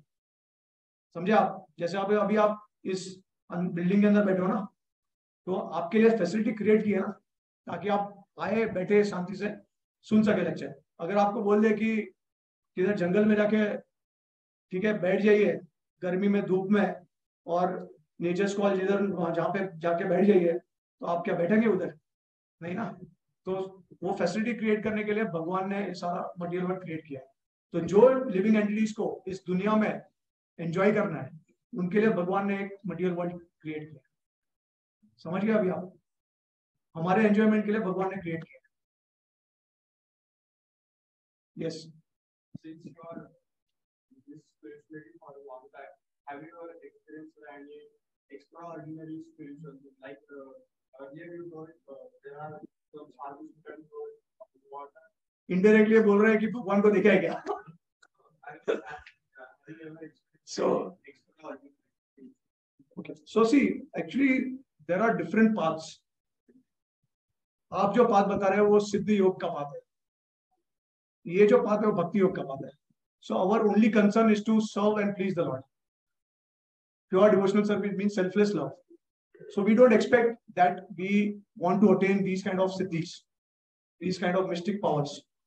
We are not attached to them, and we are not in, ऐसा हमको कोई इंटरेस्ट नहीं है उसमें. ठीक है? तो एक्स्ट्राऑर्डिनरी अगर आपको सर्कमस्टेंस एक्सपीरियंस करना है, वो भगवान का जो रेसिफिकेशन एक्सपीरियंस होगा वो एक्स्ट्राऑर्डिनरी हो सकता है. तो वो आपको एक्सपीरियंस करना है.